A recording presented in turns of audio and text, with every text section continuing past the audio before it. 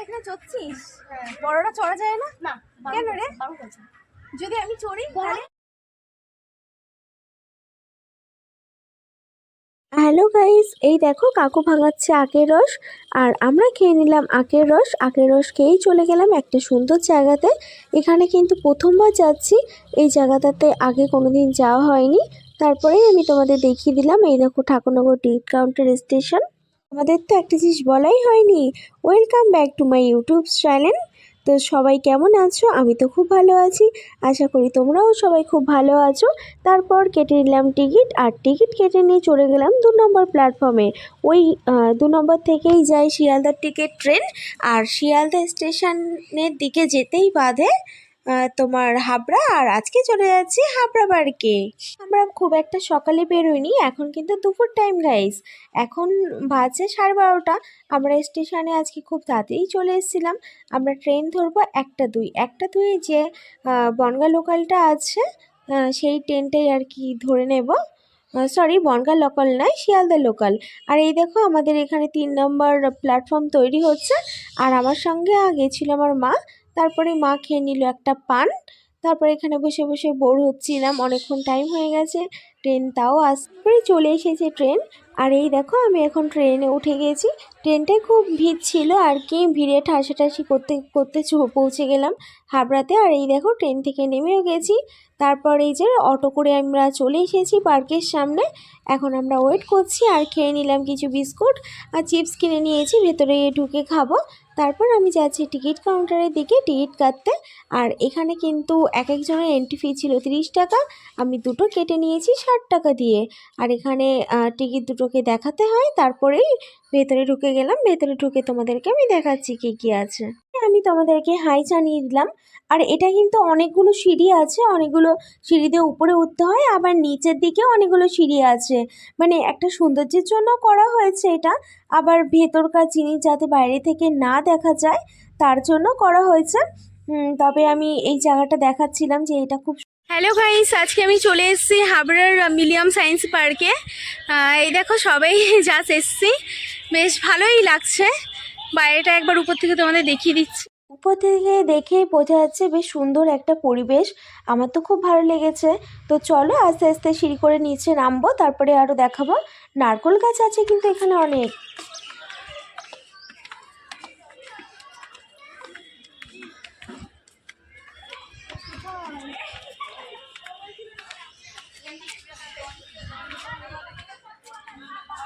এখানে swimming pool আছে, কিন্তু সুইমিং পুলে জল নেই। এই যে জল সমস্ত শুকিয়ে গেছে মনে হয়। গাইস এই দেখো কত ফুল, কত গোলাপ। শীতকালে পার্কে এলে কিন্তু প্রচুর ফুল দেখা যায়, আর ফুল কিন্তু আমার খুব ভালো লাগে। আর তোমাদের কার কার ফুল খুব ভালো লাগে কমেন্ট করে জানিও।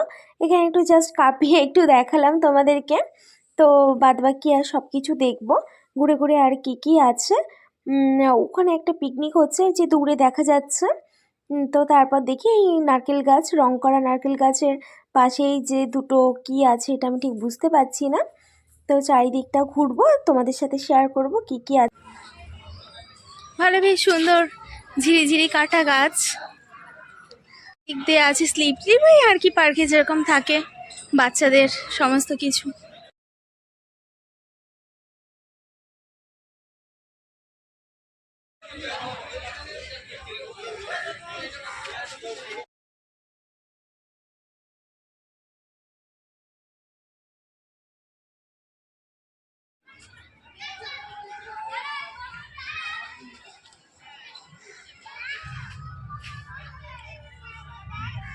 কি সুন্দর একটা ব্রিজ টাইপের করা এখানে। আর এই যে বাচ্চারা সব এনজয় করছে, পার্কে আসা ওদের জন্যই, ওদের আর কি মজার ব্যাপার আছে।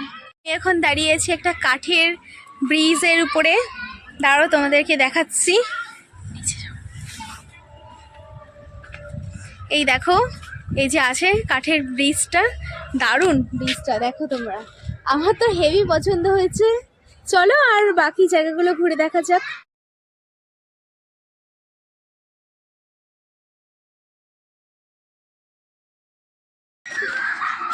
বিরাট লেভেলের ক্যামেরাম্যান আমার। বেশ ভালোই লাগছে। পার্কে এসে কান্না কি লাফালাফি করতে ভালোই তো লাগে বেশ। গাইস ওখানে আছে, নিয়ে এসো সামনে, ওখানে আছে গোলাপের বাগান। আমার হেভি লাগছে, মনে হচ্ছে গোলাপ নিয়ে ছিঁড়ে চলে আসি, কিন্তু এখানকার লোক দেখতে পেলে আমাকে মারবে, তাই আর এই ভুলটা করছি না। তো চলো আর কি কি আছে ঘুরে দেখা যাক। ঠান্ডার মধ্যে পার্কে ঘুরতে ও হেভি লাগে, হেভি।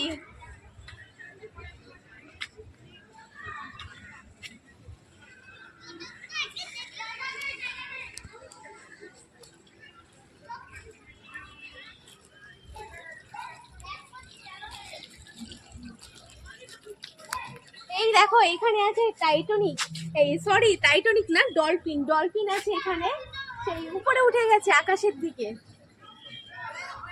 আসো আর কি আছে।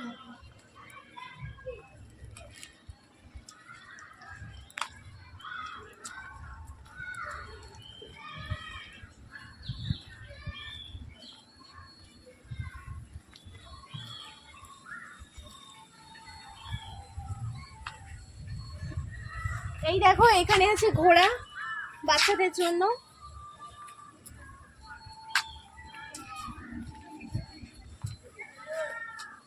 কি রোদ!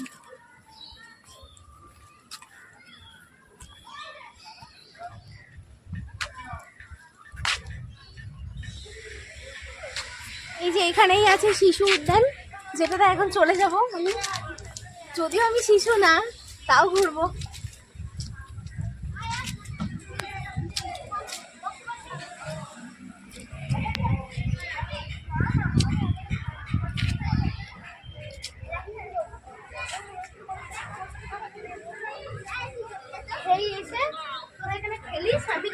এই তোরা এখানে চড়ছিস? বড়রা চড়া যায় না? না কেন রে? যদি আমি চড়ি তাহলে কোন দিকে রে? ওইদিকে, ওইদিকে বড়দের? হ্যাঁ। ও এগুলো তোদের? হ্যাঁ। বড়দিকের কোনগুলো আমি বলবো জানি। ওই যে বড়দের ওইগুলো, কোন ওই সাইডে ওই ঝুলনাগুলো, ঝুলনা ওইগুলো। বস বস, তুই বস, আমি দোল দিয়ে দিচ্ছি। আমরা জোরে খাবো। জোরে খাবি? কত জোরে খাবি?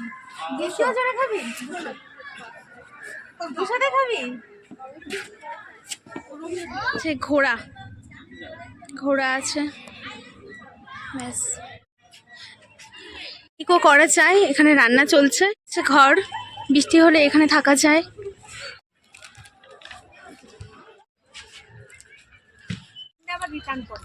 রোপো দেখেছো বাবা, এটাতে আমি কখনোই উঠবো না, আমার খুব ভয় লাগে। এই যে এখান থেকে ঘুরে আবার চলে যাচ্ছে। দেখো গাইস এখানে পুরো গার্ডেন আছে, আর উপর থেকে এই যে যাচ্ছে রোপো বলে মেবি, এটাই আমি জানি না, কখনো আমি চড়িও নি, আমি জানিও না। বেশ এখানে কয়েকটা রিল বানিয়েছি, যেটা তোমরা আমার শর্টসে দেখতে পাবে।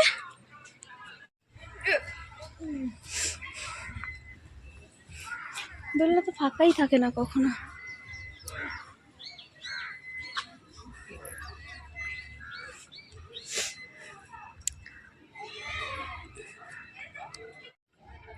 কাছে নিয়ে আসো ফোনটা। গাইস এখন আমি একটু দোল খেয়ে নিচ্ছি, পার্কে আসবো দোল খাবো না তাই কি হয়? তো চলো কত জোরে দেখি খেতে পারি।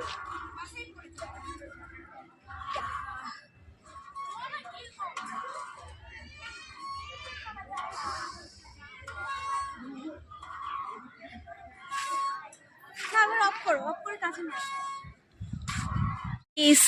ডলফিন মুখ দিয়ে জল বের করছে, সব জলে ভরে যাচ্ছে। যখন আমরা এসেছিলাম তখন এটা চালু হয়নি, এখন চালু করেছে, বেশ সুন্দর।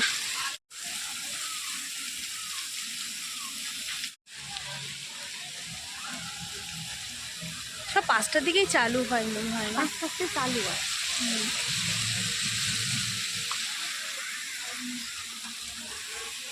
এই যাওয়া সত্যি খুব মজা হচ্ছে। তুমি চড়ো? তুই আমি চড়ি, চল। আমি পার্কের থেকে এটা অনেক ভালো। তারপরেই আমরা চলে গেছি ঝুলন্ত ব্রিজে, যার নিচটাতে আর কি কিছু নেই, ব্রিজটা শুধু লম্বা হয়ে আর কি সুতো টুতো দিয়ে বাঁধা আছে নাকি আমি জানি না ঠিক, তবে ব্রিজটা খুব দোলে। আমার তো প্রচণ্ড ভয় লাগছিল ব্রিজটাতে, অনেক ভয় ভয় নিয়ে কিছুটা দূর গেছিলাম, আবার রিটার্ন করে চলে এসেছি। আর এটা তলায় আর কি ওই পুকুরটা যেখানে সবাই বোটিং করে, আমারও খুব ইচ্ছে করছিল বোটিং করতে। যাবে না তোমরা ওইদিকে? বাবা, আমার এক্ষুনি ভয় লেগে গেছিল। কেমনটা ভয় লাগে বাবা, তাড়াতাড়ি চলে যাই।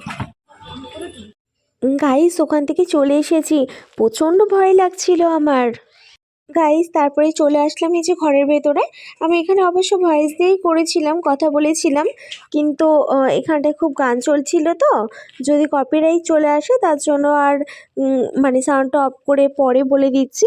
তারপরে আমি খেয়ে নিলাম চিপস, খেয়ে কিছুক্ষণ বসলাম, এখানে অনেকটা টাইমই বসেছিলাম, বেশ সুন্দর লাগছিল, আর সব জায়গায় ঘুরে আর কি কষ্ট হয়ে গেছিলো, তাই একটু বসে পড়লাম। তারপরে আবার বেরিয়ে পড়লাম ঘুরতে। তো এইসব দিকগুলোতে আর কি বেরোনোর মুখেই চলে এসেছি। এখানে কিছু রাইড আছে, সেই রাইডগুলো একটু দেখিয়ে দিলাম। এই যে গুহা আছে, আর এখানে আছে অ্যাকোরিয়াম। তারপরে এই সাইডটায় চলে এলাম, আর এখন দেখো বিকেল হয়ে গেছে, অনেকেই বোটিং করছে। আমি ভেবেছিলাম করব, কিন্তু মা বলছিল মা আর কি শাড়ি পরে পারবে না, তার জন্য আর করা হয়নি। তারপর আমরা সন্ধেও হয়নি, ওই হতে গেছে প্রায়, তখন আমরা পার্ক থেকে বেরিয়ে পড়লাম টাটা জানিয়ে। জানি না মনটা কেন খারাপ হয়ে গেছিলো, ন্যাচারাল একটা মজা আনন্দের মধ্যে ছিলাম। তবে আবার যাবো, এখানে যেহেতু বোটিং করা হয়নি আবার বোটিং করতে হয়তো যাব।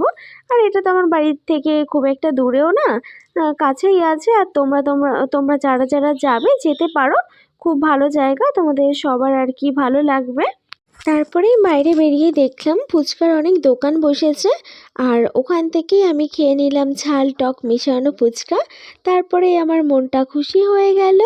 খুশি হয়ে যাওয়ার পরে তারপর টোটো ধরে স্টেশনে চলে এলাম। তো দেখো এখান থেকেই আমি খেয়েছিলাম ফুচকা, তারপর আমি টোটোতে উঠে পড়েছি, আর স্টেশনে নেমে তার আগেই পরে স্টাইল বাজার, আর এখন আমি আমার মাকে নিয়ে ঢুকে গেছি স্টাইল বাজারে। এদিক ওদিকে না তাকিয়ে ওদের কাছে শুনলাম যে মেয়েদেরটা কি দোতলাতে, কারণ আমি এর আগে একবার এসেছিলাম, তাও জিজ্ঞাসা করলাম যে এখন চেঞ্জ হয়ে গেছে কিনা। এখানটায় ওঠার সময় কিছু ডাব্বা ছিল যেগুলো আমার মার খুব ভালো লেগেছিল, আমি বলছিলাম যে আসার সময় আর কি নেব। তারপরে উপরে চলে গেলাম, মেয়েদের কিছু কালেকশান তোমাদের সাথে শেয়ার করলাম।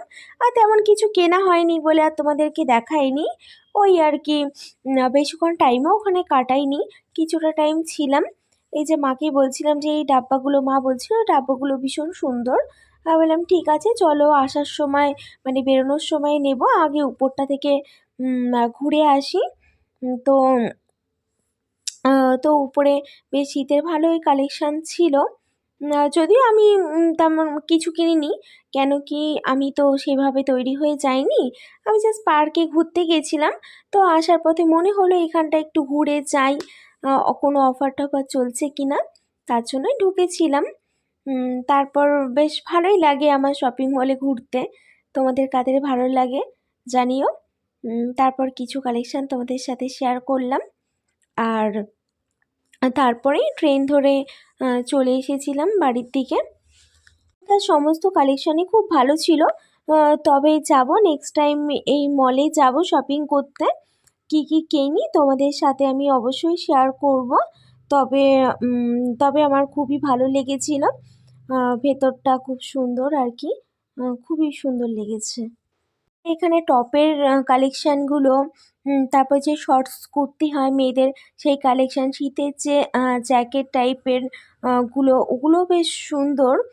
তো তোমরা এখানে আসতে পারো শপিং করতে, কুর্তি বলো তারপরে টপ বলো, কালেকশানগুলো ভীষণই ভালো আছে।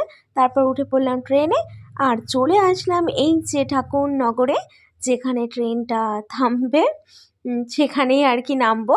অনেকটা পেছনের দিকেই ওঠা হয়েছে, এই যে ঠাকুরনগর ঢুকে গেছে। তো চলো আজকের ব্লগটা এই পর্যন্তই, তোমাদের ভালো লাগলে অবশ্যই লাইক কমেন্ট অ্যান্ড শেয়ার করো।